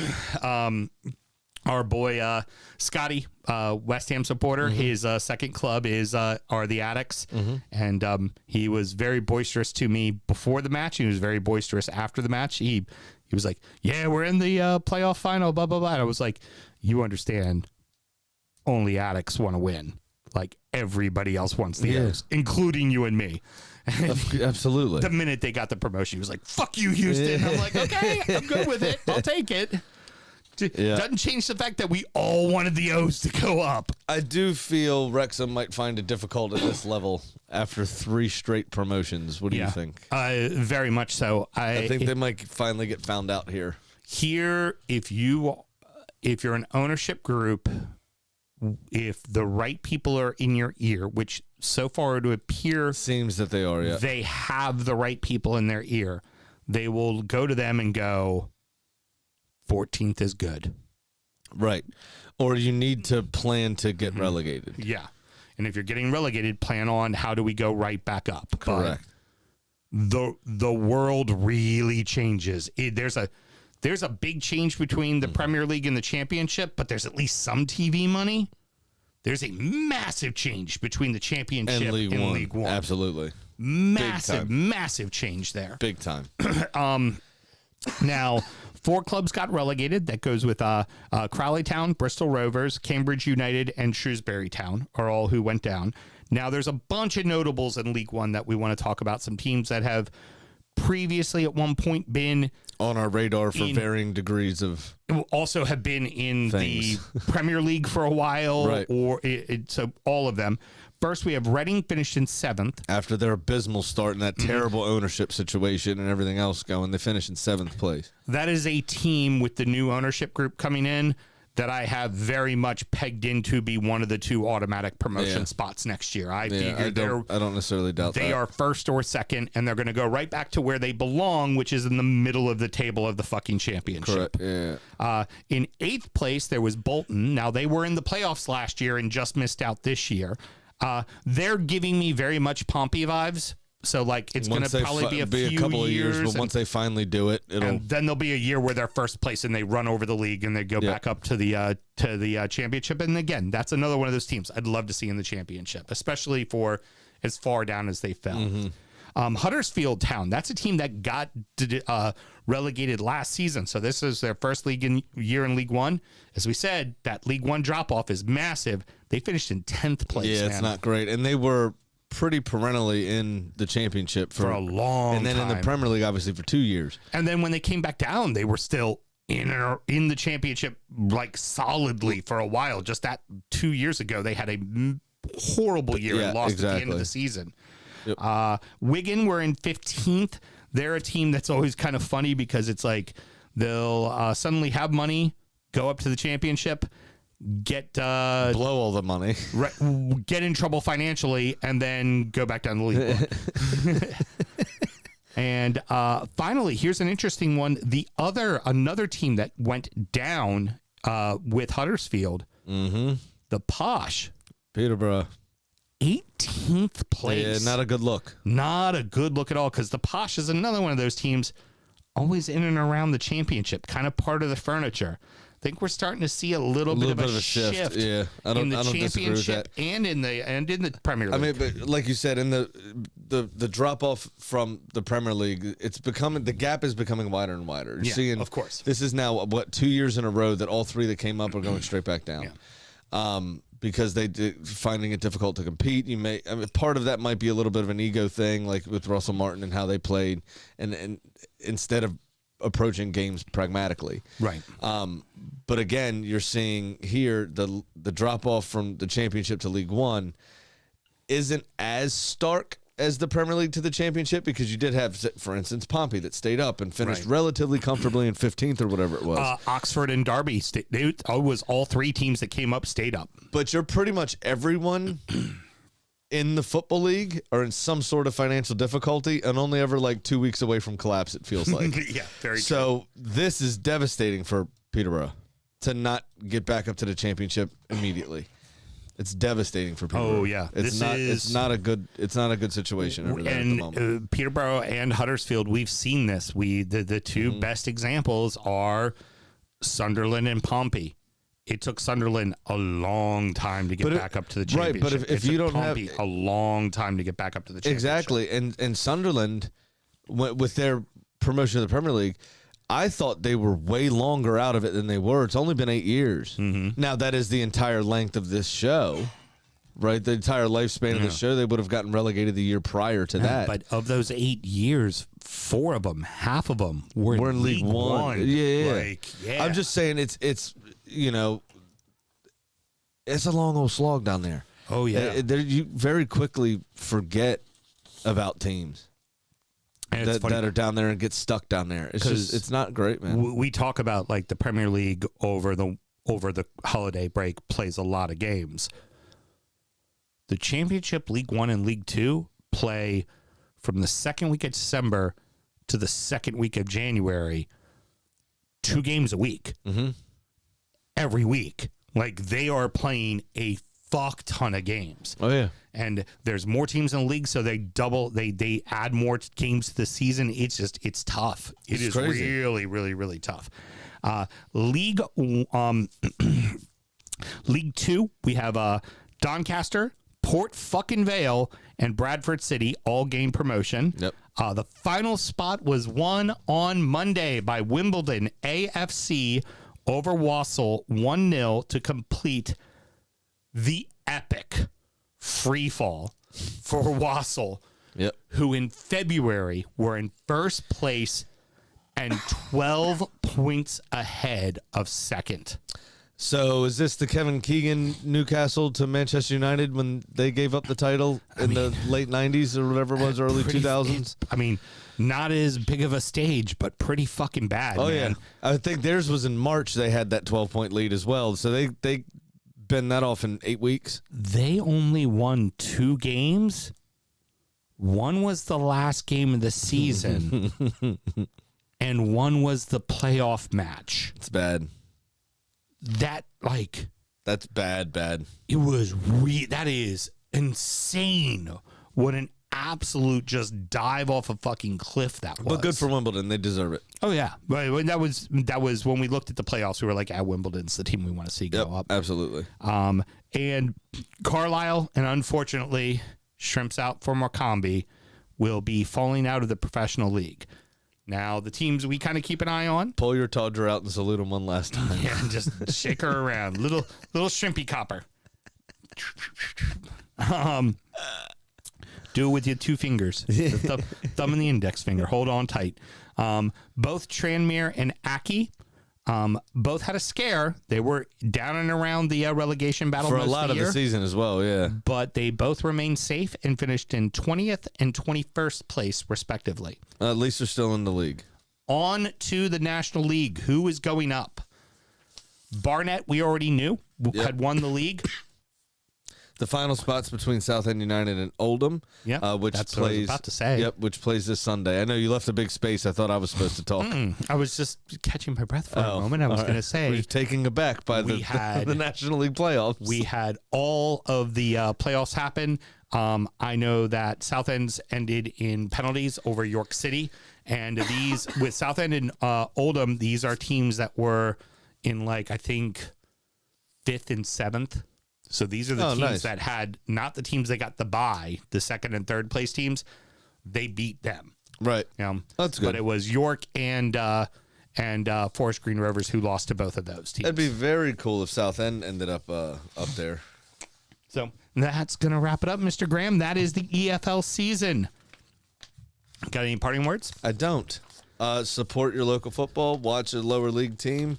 Get excited about all of the upcoming derbies. It's a joy. Absolutely. And if you support a lower league team and you've been watching us on YouTube and following the show, reach out to us. We'd love to hear from you because we want to incorporate more discussion about your teams. If you're a listener, we want to talk about your team very specifically because what we're going to do is we're going to default to the couple of clubs that we really have an affinity for. So if you're a Wassel supporter or a Port fucking Vale supporter, we want to know because we want to fucking talk about your club as well. So, Yep, it's dufootballshow@gmail.com or at dufootballshow on all the social media. all right, till next season, everyone.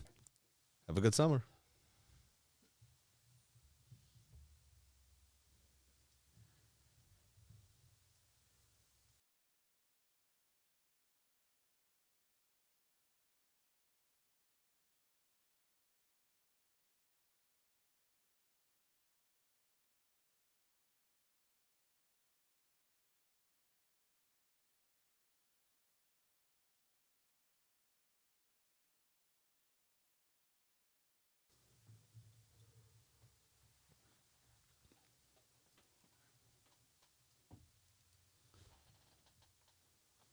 And that is episode 32, babe.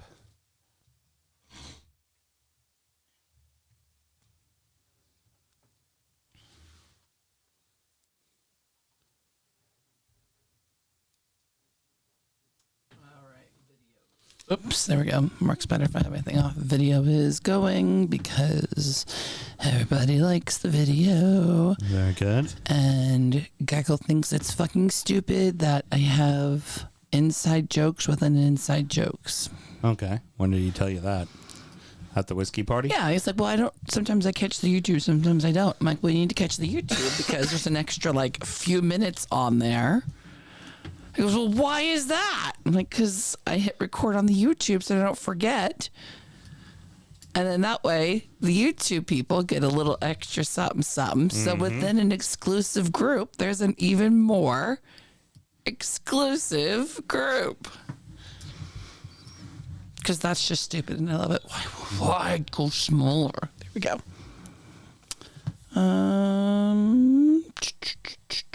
Actually, we don't need the titties because we have nothing to drink. Mm-hmm. Here we go. Get it the fuck together, Sam. Welcome to the shit show. That's me. That's me. Oh, Hi, okay. I'm the problem. It's me. That's the get it the fuck together, Sam. That's totally on me.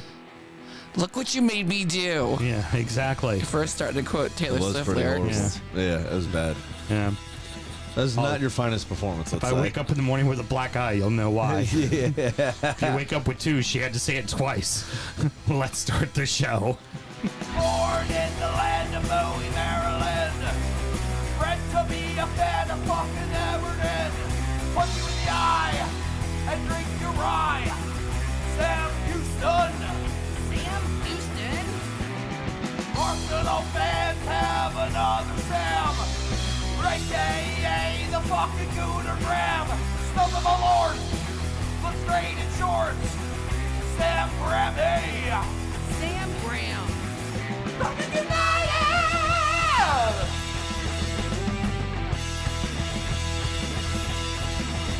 Fucking United!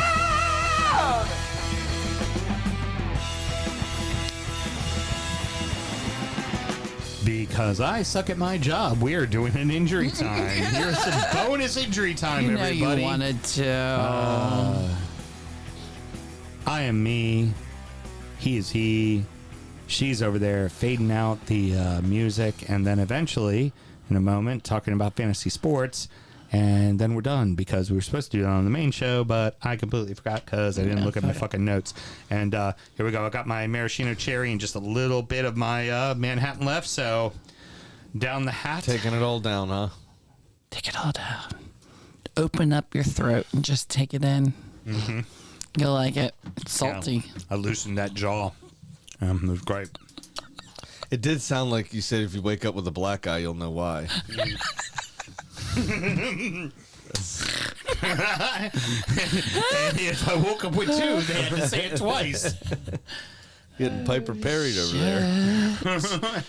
Hey, you're the one who likes 4 sausages, okay? They got one sausage and I don't know where I was All right. going with it. All right, producer Mel, why don't you go ahead and tell everybody the final stats for fantasy football? Well, we will start with Houston's team. Wagyu, wagyu, wagyu. Lars, big winner all around, 78 points, Champion. which means he also has more points than the biggest winner in Graham's team. He ran away with it. Well done, Lars. Year of the Birds. Williams' team, Burton's team, came in second, cold-blooded. Mal pulled out a nice third there.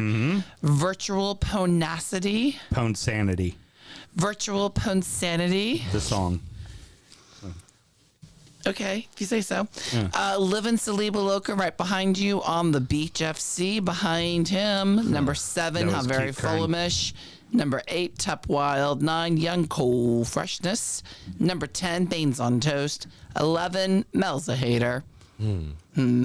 Number 12, thank you, TAA 20. Rest his team. Number 13, How's the Bacon? Didn't he wear And 66? filling 20 out at years, number 14 is Lando Marco's team. London Lado. I don't care. He doesn't pay for this. Okay, and Interesting developments over on the way, Graham's side, though. Timmy L is the lucky recipient of Erling Haaland, and see where he finished and see where I finished. That's Strand Larson. Very Strand Larson MVP. By the way, Burton came in second overall, third overall behind Allen. Okay, very good. Allen, champion, 75 points. But look at number 2, Mr. Jeet. Look at that. Your MVP. The guy you didn't want. Your MVP. I didn't not want him for fantasy. I didn't want him for the phone calls. Business as usual climbed up to third, but that's as big as he got. Kicking Army of Darkness out into fourth. That red card life stayed out at fifth. Knocking poor Sam Graham. Womp womp. Yeah, I fell down at the end there with some injuries to my team. Down to 5. Down to 6. So Yeah, you not finished in great. 6th. Mel, where did I finish? I don't remember. I finished in 4th. Thank you very much. Just like Yeah, for for I've won it Velocity. twice. You finished with 64 points. Samuel Graham finished with 61 points. It's very much like you standing on that 10th stair, Yeah. rub champagne on yourself I'm for your fine with that. participation trophy. I'm fine with that. Filling it out, Middle River FC in 7th, Oda Guardians in 8th, Nana What's Your Name in 9th, Hellman's Mayonnaise in 10th, in the Pub FC 11, Goon Squad 12, Bottled It 13, and a more on Lost in the Forest. What? I was just grabbing. Oh, you're like, pause. grabbing a fly. That was a very forceful pause. No problem. A moron lost in a forest is pretty good. Is that Scott? Yes. Now, in your head-to-head competition, I will say, week 37, Sam Houston, 460 points. Graham, 454. Hey, I'm all glad 6 you sent me points. the update because that mattered. Okay. Week 38, however, back to normal, 447 to Graham's 461. Thank you very much. So Graham's total points, 19,109 to Houston's 18,736. A Ooh, difference 1,200. of 373 points. Math, don't do it on the fly. You have to heard. run that out. Heard. If it's written down, do the math. Don't try to do it on the fly. You Got it. lose the shine. Now, I want to point out that Lars was number 1 overall, 1754. Super impressive. Number 2 through the bottom. Head to head, every single one of Graham's players beat you. Okay. Yeah.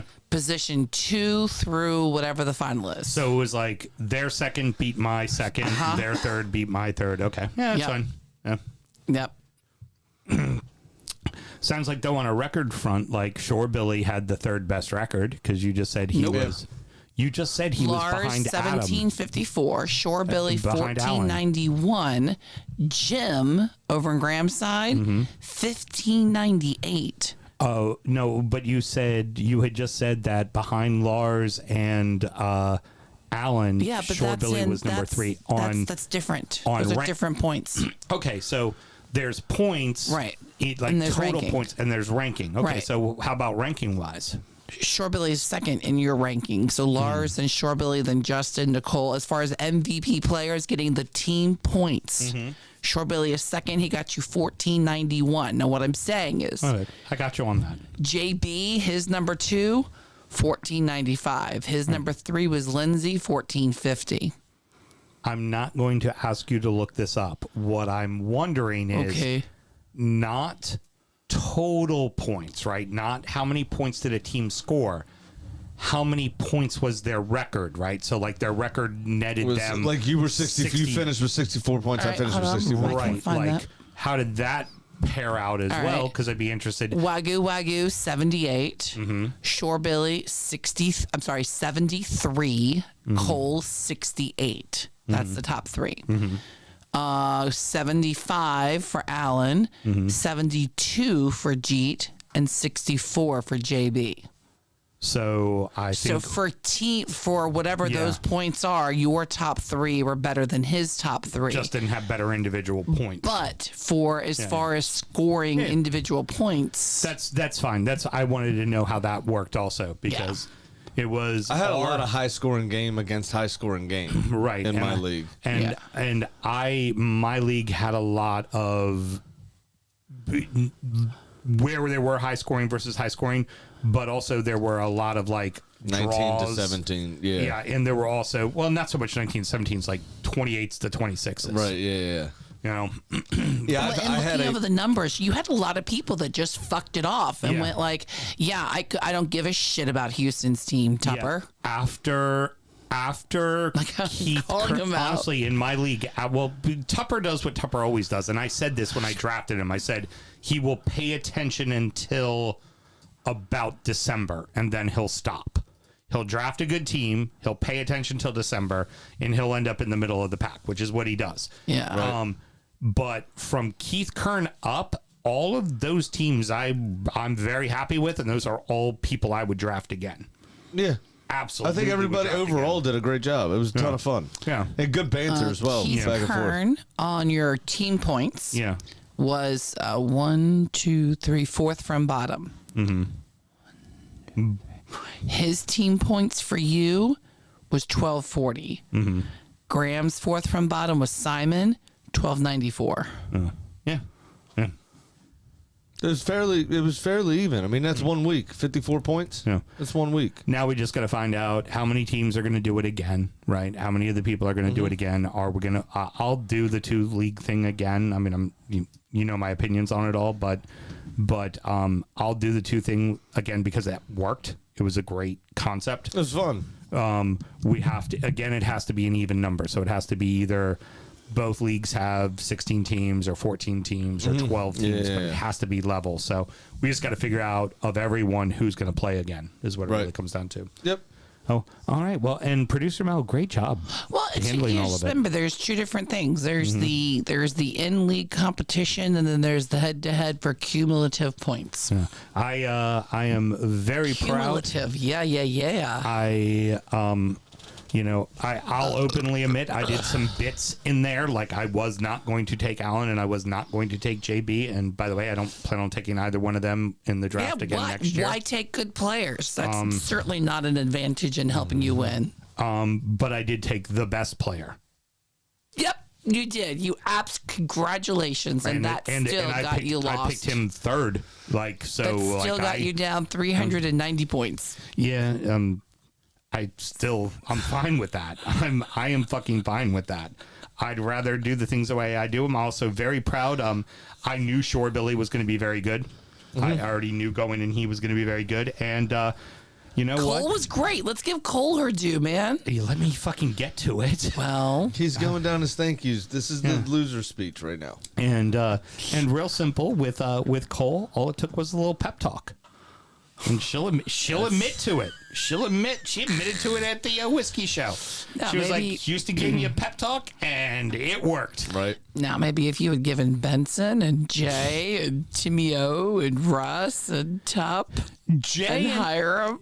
Jay and Benson paid Oh my God, your attention. second lowest score was Alan Lane's. Yeah, he did terrible because he had Odegaard and dropped him in the second fucking week.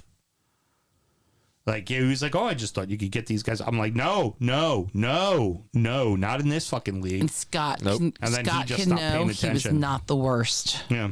Mark was the worst. Mark was horrific, and Mark is typically fairly decent, but he didn't have a good draft, and then he never paid attention to his team from the go. He just never got a good footing.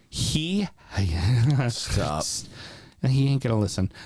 True. He never. He had